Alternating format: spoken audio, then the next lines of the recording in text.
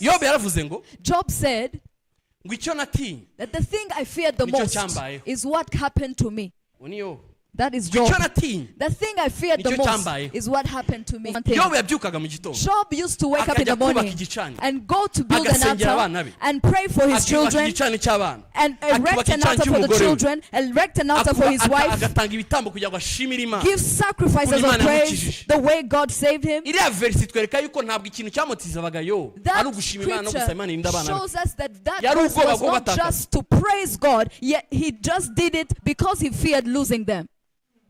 Avance.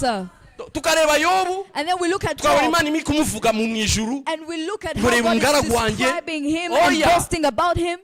yabikoraga directement ariko indirectement afite ubwoba He gutakaza abana did it afite ubwoba ko abana be directly, bashobora but gupfa afite ubwoba ko indirectly amashamba ashobora gushya he feared losing his wealth, he feared losing his children and his agatangira wife. kwitambira ibitambo And from he fear. started to praise God Imana from the yavuga ngo place of ntabwo fear. wantangira ibitambo mu bwoba. And then God said, you cannot sacrifice before spirit of fear because of Aganira na fear. Satani.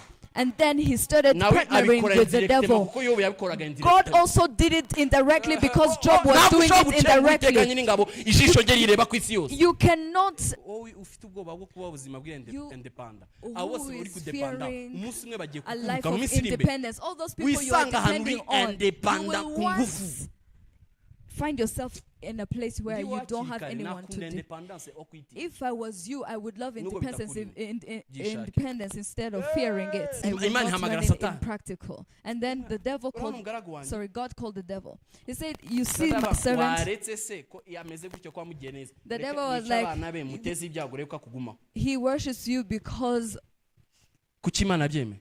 Yobu ntabwo yabikoraga ko akunda Imana yamurindiye abana. Job did not do it because he loved God. Yari afite ubwoba. Mu by'ukuri mu kuntu arimo arakora hariya. The nta way muntu he uhwanye nawe. was Ariko doing mu it, mutima we I can yes, see no one is doing what he's there is doing, a fear. but in his heart, I can see a fear. ibyo byago bimugwiriye. Those Ahita avuga tragedies, n'akanwa ke. when it Ibyo came, natinye.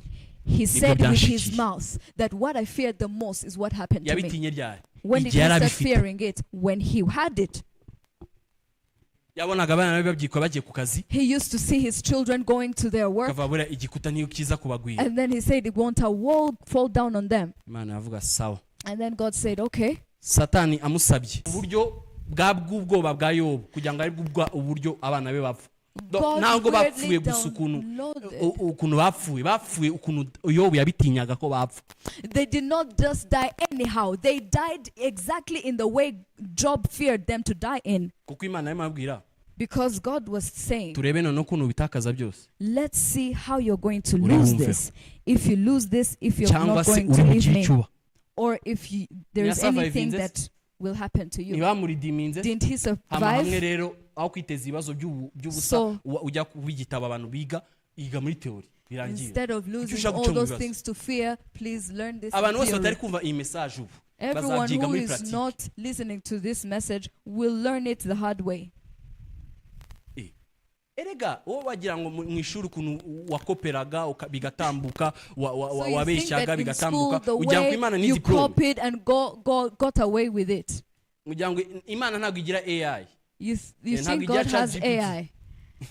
Ibyayo ni white and black. These things are Ntabwo white or yayicenga. black. Ntabwo yayicenga. Bwira mugenzi wawe gabanya ibyo utinya Tell uzagaruza your ibibazo mu neighbor, buzima bwawe. reduce the things you fear and you will reduce your problems.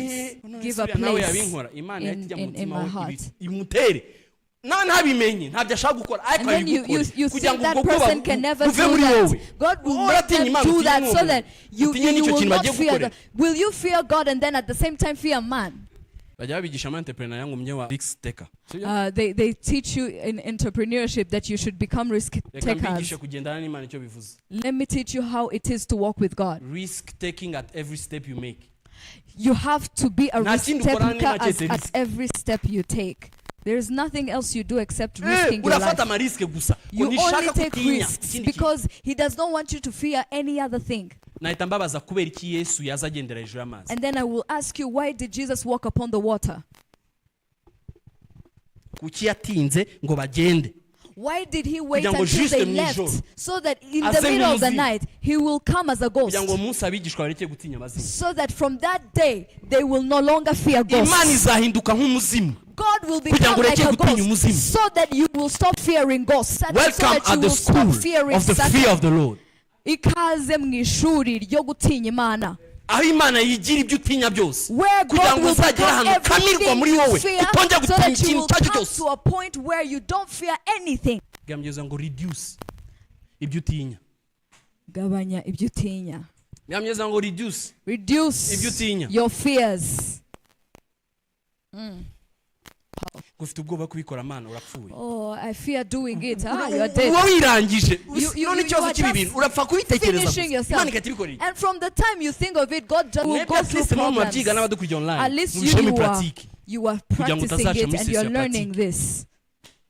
Learn it so that you Ko will one way not or go another through it. uzabyiga tu. Kuko mu buryo Ishuri bumwe ryo gutinya Imana n'ubundi ririgisha. you will learn it.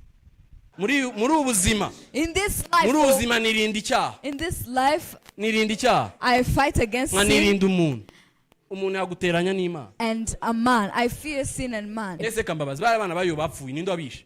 So who killed those children of Job? ninde? Who killed them? subiramo ninde? Who killed them? hoya n'ubwoba bwayo. It is his fear. Yobu yiciye abana. Job killed his own children who were supposed to take his heritage. He killed my them. very precious and generational precious. mwana wanjye naho hari ntaho ubaho. w'igikundiro, mwese muri ba that precious. all of you are precious. Josiane precious, Axel precious, Josiane Denise is precious, na undi Axel is uzajya double precious. precious. Hey. No one will be precious more than the other.